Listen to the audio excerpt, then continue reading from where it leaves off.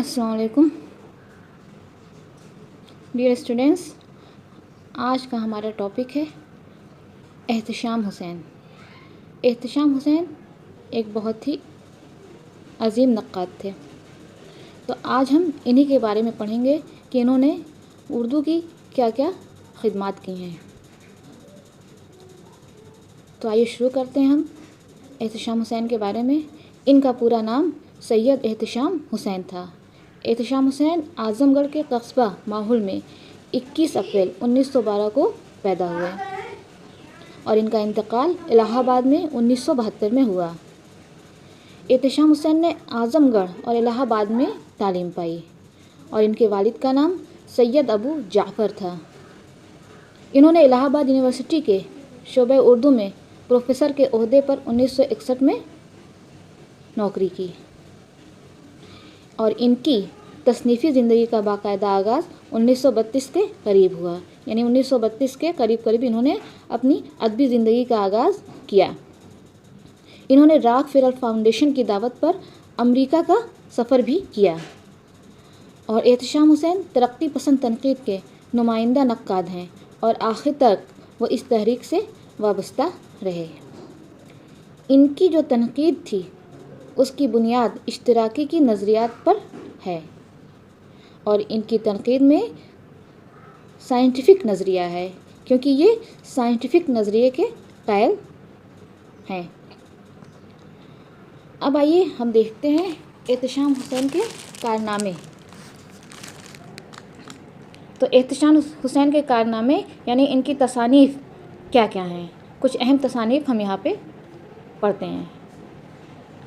इनकी अहम तसानीफ़ हैं तनक़ीदी जायज़े, तनक़ीदी हाशिये, तनक़ीद और अमली तनक़ीद, ज़ौक़ अदब और शऊर, अदब और समाज, रिवायत और बगावत, अफ़कार और मसाइल, एतबार नज़र, अक्स और आईने, तनक़ीदी नज़रियात अव्वल और दोम, उर्दू की कहानी। ये उन्होंने बच्चों के लिए लिखा था। उर्दू की कहानी, उर्दू साहित्य का इतिहास, उर्दू अदब की तनक़ीदी तारीख़, जोश मलिहाबादी, इंसान और शायर वग़ैरह वग़ैरह। ये इनकी कुछ अहम तसनीफ़ात थीं। और एक है इनका अहम अफ़सानों का मजमुआ, उसका नाम है वीराने। वीराने इनका पहला और आखिरी मजमुआ था। यानी इन्होंने एक ही अफ़सानों का मजमुआ लिखा। और एक है इनका सफ़रनामा साहिल और समंदर, जिसमें इन्होंने अमेरिका और यूरोप का बयान किया है क्योंकि इन्होंने अमेरिका और यूरोप का सफ़र किया था। उसी के बारे में साहिल और समंदर में लिखा है। एहतशाम हुसैन ने हिंदी ज़बान में उर्दू अदब की तारीख़, उर्दू साहित्य आलोचनात्मक का इतिहास के उन्वान से मुरतब की। इन्होंने इल्म ज़बान से मुताल्लिक जॉन बीम्स की अंग्रेज़ी किताब का तर्जुमा हिंदुस्तानी लिसानियात का खाका के नाम से किया। अब आइए हम नज़र डालते हैं कुछ एहतशाम हुसैन के तनक़ीदी नज़रियात पर। तो एहतशाम हुसैन के नज़दीक एक नक्काद के लिए लाजिम है कि उसमें समाजी शऊर के साथ जुमालियाती एहसास भी हो। यानी इनका मानना ये है कि अगर एक नक्काद किसी चीज़ की परख करता है, किसी अदब के बारे में तनक़ीद करता है, तो लाजिम है कि उसके अंदर समाजी शऊर के साथ साथ जुमालियाती एहसास भी हो। दूसरा है, एहतशाम हुसैन ने कहा है मवाद और हैयत में जो ताल्लुक़ है उसकी आमेजश से अदब बनता है और सारी दुनिया के तख्लीक़ी अदब की ये ख़ुसूसियत है कि उसमें मवाद और हैयत का वो साहिराना इम्तिज़ाज है जो तारीख़ी सच्चाइयों में हुस्न और ज़िंदगी पैदा करता है। नक्काद को इस पर नज़र रखने की ज़रूरत है। यानी उनका कहने का मतलब ये है कि मवाद और हैयत में जो ताल्लुक़ है उसी की आमेज़श से अदब बनता है और इस पर नक्काद को पूरी नज़र रखने की ज़रूरत है। फिर ये आगे लिखते हैं इक़बाल के बारे में کہ اقبال صرف آزادی کے مفکر اور فلسفی ہی کی حیثیت سے نہیں بلکہ ایک ایسے خود خال کے شاعر کی حیثیت سے بھی زندہ رہیں گے جو غیر معمولی لطافت و حسن اور طاقت سے بھرے ہوئے گیت گاتا ہے۔ احتشام حسین کے نزدیک ایک نقاد کے لیے لازم ہے کہ اس میں سماجی شعور کے ساتھ جمالیاتی احساس بھی ہو، جیسا کہ یہ ہم پہلے بتا چکے ہیں۔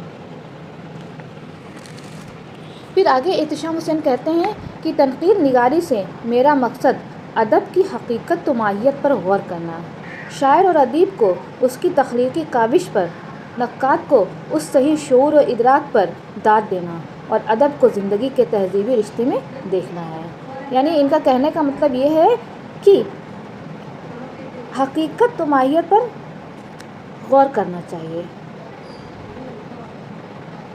ایک تنقید نگار کو، صرف تعریف نہیں کرنی چاہیے، بلکہ ایک تنقید نگار اگر کسی چیز کے بارے میں تنقید کرتا ہے تو اس کی ہر اچھائی اور برائی کو بیان کرے، اور ادب کو زندگی کے تہذیبی رشتے میں دیکھنا چاہیے۔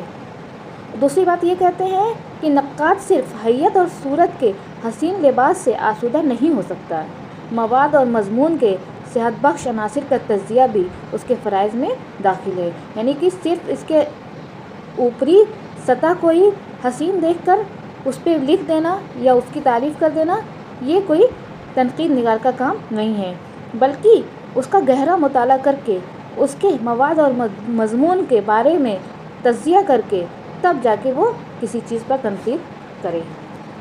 آگے لکھتے ہیں یہ طرز اظہار اور قدرت بیان کو فن کی تکمیل میں یقیناً بہت بڑا مرتبہ ہے، لیکن ہر عہد میں اس کا تعلق اس مواد سے رہتا ہے جس کے لیے طرز اظہار اختیار کیا جاتا ہے۔ حقیقت کو اس کی مختلف شکلوں میں پہچاننے کے لیے ہر افسانے کے مواد کا مطالعہ سماجی اور معاشی رجحانات، طبقاتی تضاد اور جہد حیات کی روشنی میں کرنا چاہیے۔ کہتے ہیں حقیقت بس ایک شکل میں نہیں ہوتی، حقیقت کی مختلف شکلیں ہوتی ہیں۔ اس کو پہچاننے کے لیے ہر افسانے کا مواد سماجی اور معاشی رجحانات، طبقاتی تضاد اور جہد حیات کی روشنی میں کرنا چاہیے۔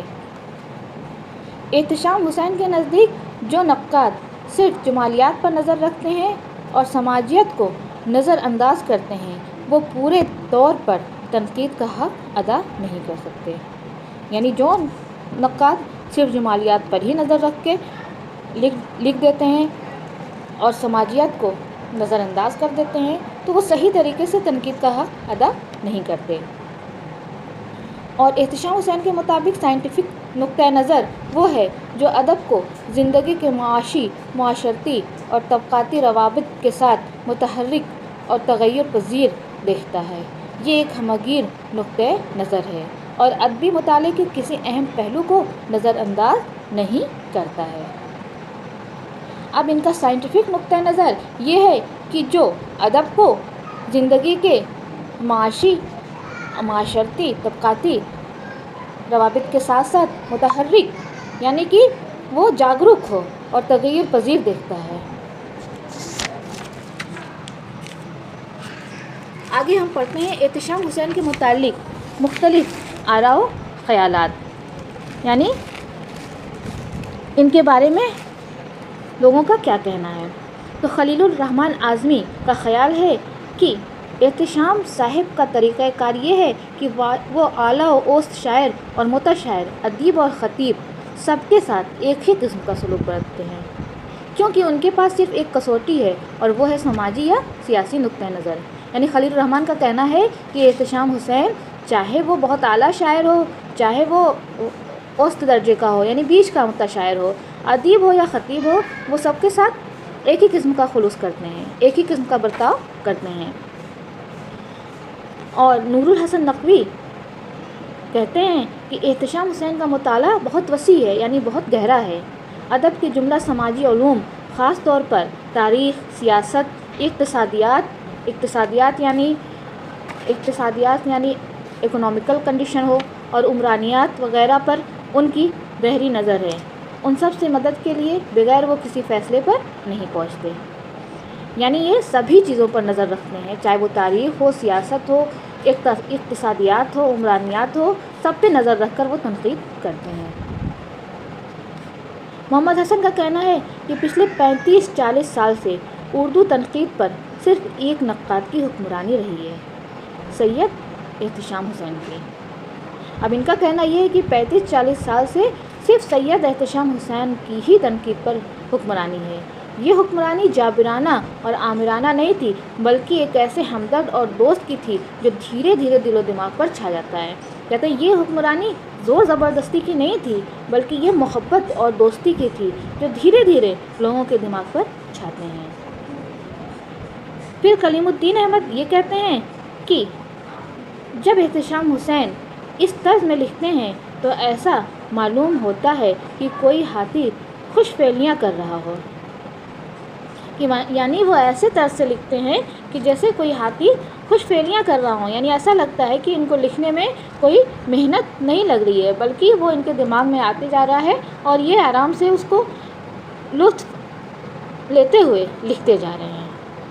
تو آج کا ٹاپک ہمارا یہ ختم ہوتا ہے، جو کہ ہم نے ایک اہم نقاد سید احتشام حسین کے بارے میں پڑھا، جو ضلع اعظم گڑھ کے قصبہ ماحول میں 1912 میں پیدا ہوئے تھے، اور یہ ایک سائنٹیفک نظریے کے قائل تھے۔ تو ان کے بارے میں ہم نے جو پڑھا اس کا ایک بار آپ لوگ پھر سے مطالعہ کر لیجیے گا اور اس کو ریویژن کر کے آئیے گا۔ تو آج کی کلاس یہیں پہ ختم ہوتی ہے۔ خدا حافظ۔